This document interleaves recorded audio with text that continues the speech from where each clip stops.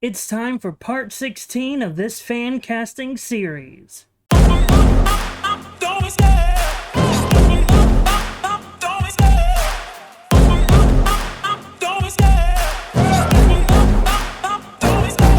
love the chase and the hunt, and I set the pace when I'm running. I always take what I want and I always give it 100. Don't need a bank, no I'm funded. Play the game like it's nothing. I'm always thankful for something. Don't take for granted, stay humble. Now wake up!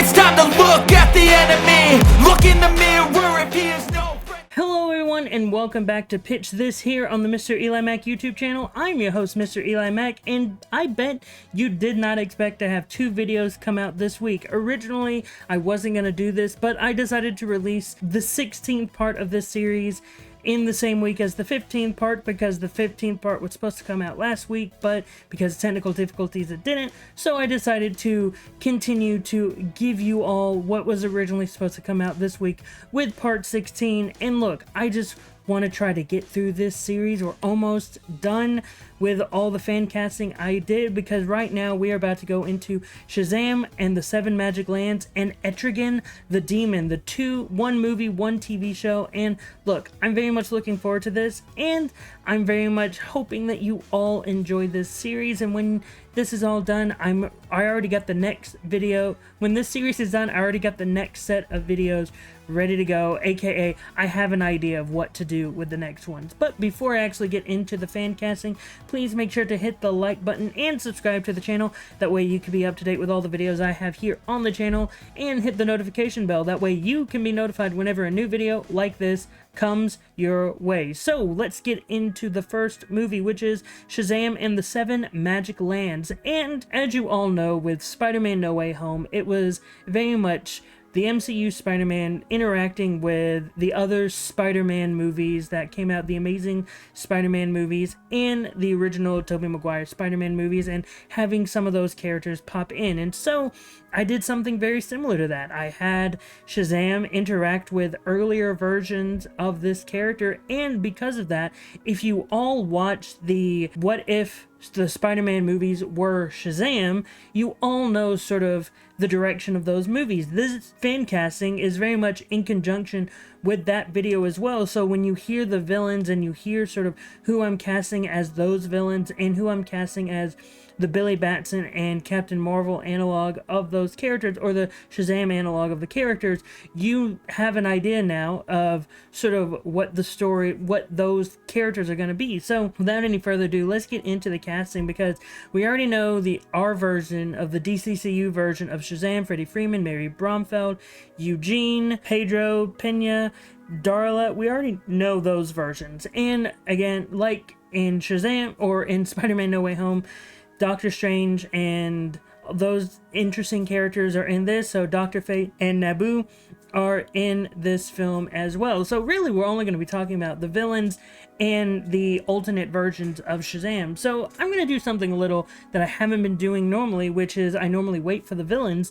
Instead, I'm going to go into the villains first, because I want to save the alternate versions of Shazam last. So first of all, we're going to be starting with King Cole, who was in the original trilogy, like the Tobey Maguire analog trilogy. So this would be the Earth 5 version of King Cole, and I'm very much looking at the Tobey Maguire version as Earth 5. And for King Cole, I cast Dominic Purcell. Dominic Purcell at the time would have been a younger actor who would have been on the rise, and he was in Blade Trinity. And though he wasn't super great in that movie, I did enjoy him enough to be like, oh yeah, he could play this type of character. Also, like afterwards in like Prison Break and what he's done in the Arrowverse, I really do enjoy Dominic Purcell. I really do think that he is a really strong actor, and I would like to have seen him play this antagonistic character. And now popping in this one as a member of the Monster Society, or I can't remember exactly what they're called, but like the Monster Society that the Shazam family mainly fight against, like having him be a part of that team, I think he would do a really great job. So Dominic Purcell is King Cole. Next up is Mr. Atom from Earth 22. He would have been the first antagonist in the Amazing Spider-Man analog for Shazam. And for Mr. Atom, which is Earth 22, and for Mr. Atom, I cast Peter Weller. And very much Peter Weller in this film would just be a voice role. We would have gotten a computer-generated robot to play Mr. Atom, whereas in the movie he would have appeared in, he would have appeared as Peter Weller first and then put his mind into the robot, and then we would have just seen him as the robot. And I think Peter Weller would have done a really great job playing a scientist that's trying to take over the world or destroy the city that they live in. And I think that Peter Weller is a very strong actor. He also has one of those voices that if you hear him in a robot, you're like, oh, that's very menacing. I mean, look at RoboCop. He's already proven that he has a menacing, deep voice that I think just works. And I think Peter Weller would have done a really great job playing this figure, and having him in this film would have been, I think, pretty cool. So Peter Weller is Mr. Atom. Next up is Ogar of Earth 5. He would have been the main antagonist of the second Tobey Maguire Shazam film, which would have just been called Captain Marvel 2. And for Ogar, I cast Tom Hardy. Tom Hardy, again, another young actor at the time who would have been in this role where we would have been seeing him in a more sympathetic light of, look, you were the original champion, you were one of the original champions of the Wizard, and sort of this is your redemption arc. And I think Tom Hardy would have done a really great job in that role, and I think bringing him back would have been very interesting to see how he would have taken that character and changed him to fit sort of the direction that he would have been going in this film. And I just love Tom Hardy. I think Tom Hardy is a great actor, and I think he would have had fun to probably come back and do this type of character. And again, I just think Tom Hardy would have had a lot of fun. So Tom Hardy is Ogar. And then next up on the list is Baron Krieger, aka Captain Nazi. And I can't remember if Baron Krieger is his name. So Captain Nazi, who would have been the main antagonist of the first Captain Marvel film of the Tobey Maguire trilogy. And I think he would have done, and for that character, I cast Till Schweiger, and I think he would have done a really great job in this role. He is, I believe, a German actor, so it would have been a little bit authentic having a German actor play a German character, and I think that he would have done a really great job in the role, being able to play this villainous character, and being able to play a character that's like, oh, I get to just be villainous, I get to just be a villain. Yeah, totally gonna do that, because I think whenever you give an actor an opportunity to just go full villain, I think that's when they get to shine. And no, he's not the main antagonist of the piece, not like how Willem Dafoe's version of Green Goblin was the main antagonist of Spider-Man No Way Home. He would have just been, he's more of the secondary antagonist, think more of the Electro role. And I think that Till Schweiger would have done a really great job in the role and being able to play that villainous side. So that's why I put him in the role. So Till Schweiger is Captain Nazi. And now it's time for the main antagonist of the film, which would have been Mr. Mind. And for Mr. Mind, I cast Mark Hamill.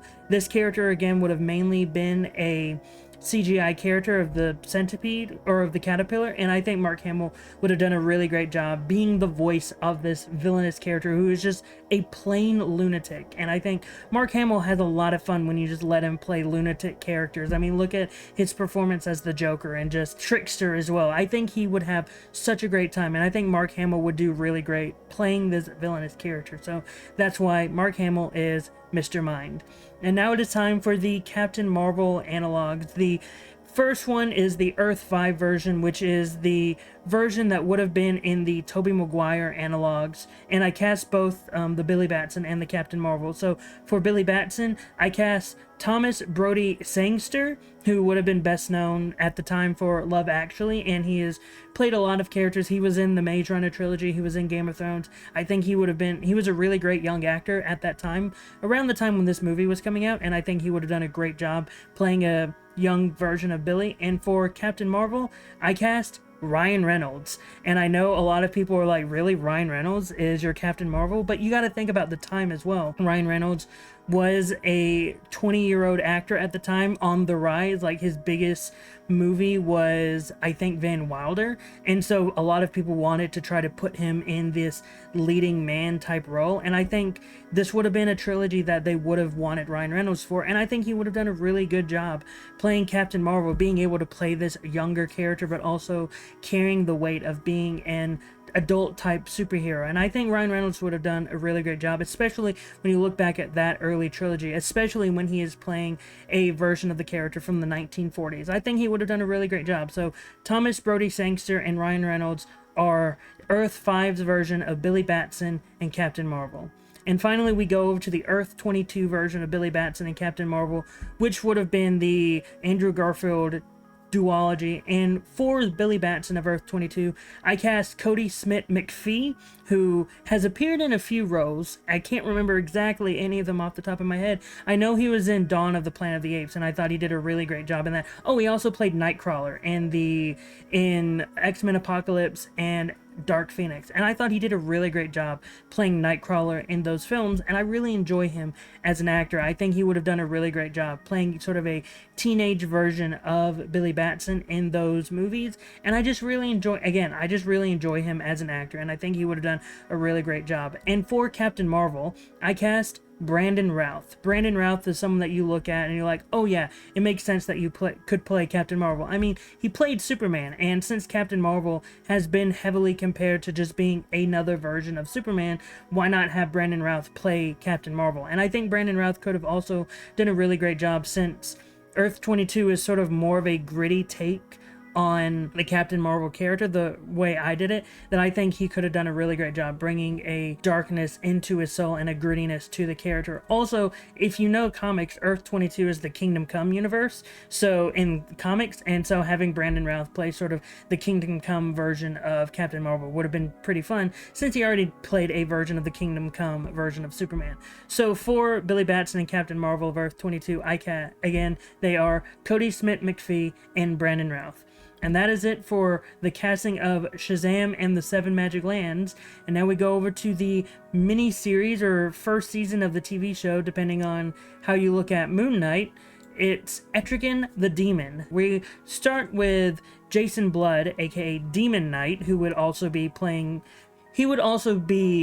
the physical embodiment of... Actually, no, he wouldn't. He is just playing Jason Blood. I'm wrong. I'm getting ahead of myself. But for Jason Blood, I cast Richard Madden. Richard Madden, best known for playing Icarus and Robb Stark. I think he is an amazing actor. He is also someone that if I were to make a Batman TV show, I would have cast him as Batman. Like, when I did my Batman pitches, he was he was who I was envisioning as Batman in those projects. He is someone that I really do think could play a comic book character. I mean, he already proved it with Icarus, but I mean, a leading type of heroic character. You know what I'm trying to say. I think Richard Madden could do a really great job. Even when you look at him, he has a bit of a white hair in the middle of his head right there, and similar to Jason Blood, so I think it would just work very well. So Richard Madden is Jason Blood. And now going back over to Etrigan, who I was originally saying, oh, Richard Madden would just play him in CGI, but he isn't. I forgot that.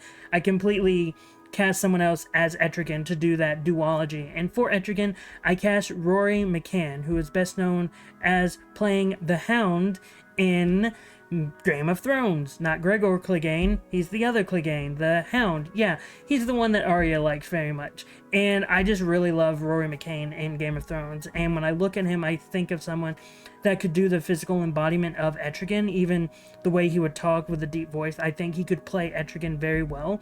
And I think that he would be able to play that type of monstrous character that we would see whenever Etrigan would pop out, and I think that he could do a really great job. So Rory McCann is Etrigan. Next up is Glenda Mark, the main love interest of Jason Blood, and for Glenda Mark, I cast Carey Mulligan. Carey Mulligan is an actress that I enjoy very much. Also, Glenda Mark doesn't appear that much in the Etrigan comics, but she has always been someone that has been linked romantically to Jason Blood, and so I thought that it would make sense to bring her in, and I think Carey Mulligan would do a really great job playing that character while also bringing a lot of sympathy and dramatic tension to the character. I think Carey Mulligan is a great actress, and she's only proven it more and more, and I think she would do great as this character. So Carey Mulligan is Glenda Mark. Next up is Anjali Singh, who is a character that would be a positive influence or someone that would be working with Jason Blood. And for Anjali Singh, I cast Shadra Kapoor. And she's an actress that when I was looking her up, I saw that she had a lot of credits that I knew her from. She's mainly been a Bollywood actress, but through those performances, I've seen a lot of good work from her, and I think that she has done quite a bit of good work, and she's a award-nominated actress. And I think she could just do a really great role or a really good job in this role. So Shadra Kapoor for Anjali Singh. Next up is Daniel Cassidy, who is best known as Blue Devil. He would not become Blue Devil in this film. This is just me setting up more stuff for the future and potentially for a Justice League Dark thing in the future. So for Daniel Cassidy, I cast Bill Skarsgård. Bill Skarsgård's a great actor. He's done a lot of great things, best known for playing Pennywise, and he's just a great actor. I love Bill Skarsgård. Whenever he's in something, I love him. He's normally played antagonistic roles, so I thought, hey, why don't we put him in a role that's not antagonistic, which is Daniel Cassidy. And I think he would do just a really great job. So I really think that he could do a great job playing regular Daniel Cassidy that would eventually turn into Blue Devil, and I would just love to see him when he turns into Blue Devil. So Bill Skarsgård is Daniel Cassidy. And now it's time for some of the more antagonistic characters, because there were a lot of antagonists in Moon Knight, and I wanted to try to put them in. First up, I'm not doing the main antagonist yet, the main two antagonists. So first up is Johnny Basterson, and for Johnny Basterson, I cast Wolfgang Novogratz, and he's an actor that I've been seeing on the rise. I think he could do a really good job in this role, being someone that would be sort of the right-hand man to the main antagonist, and I think he could do really great in this role. I think that he is a really great actor, a really good actor. I haven't seen him in a lot of stuff, but the stuff I have seen him in, he's done really good. So Wolfgang Novogratz as Johnny Basterson. Next up is Mord, who would very much serve as more of the physical antagonist to Etrigan, the one where we would be getting a lot of fights between those two. And for Mord, I cast Robert Mallet, or Mallet. I can't pronounce his last name because it looks like mallet, but Robert Mallet is a fun actor. Whenever you need a big actor to fight people, he is someone that is always put in that position, and I thought it only makes sense to have him in this role, and he's really fun whenever he is in that position. So Robert Mallet is Mord. Next up is Clement Time, who would serve as someone that would seem like a supporting character, but is actually a more villainous character. And for Clement Time, I cast Rupert Friend. Rupert Friend is best known at this for the nerds. He played the Grand Inquisitor in the Obi-Wan Kenobi show, and I thought he did a really great job in that role. I think he's really great whenever he's able to play a villainous type characters, and I think this would be a great opportunity for him to play this villainous character, and I really enjoy him as an actor. So Rupert Friend is Clement Time. Next up is sort of the first main antagonist, who would be sort of the Ethan Hawke type character, and that is Hakud. And for Hakud, I cast Orlando Bloom. Orlando Bloom is an actor that I very much enjoy. He gets to have a lot of fun when he gets to play villainous characters. Again, best known for playing in Lord of the Rings and Pirates of the Caribbean. I really enjoy Orlando Bloom as an actor, and so being able to give him this opportunity to shine as a villainous character, I think he would have a lot of fun. So Orlando Bloom is Hakud.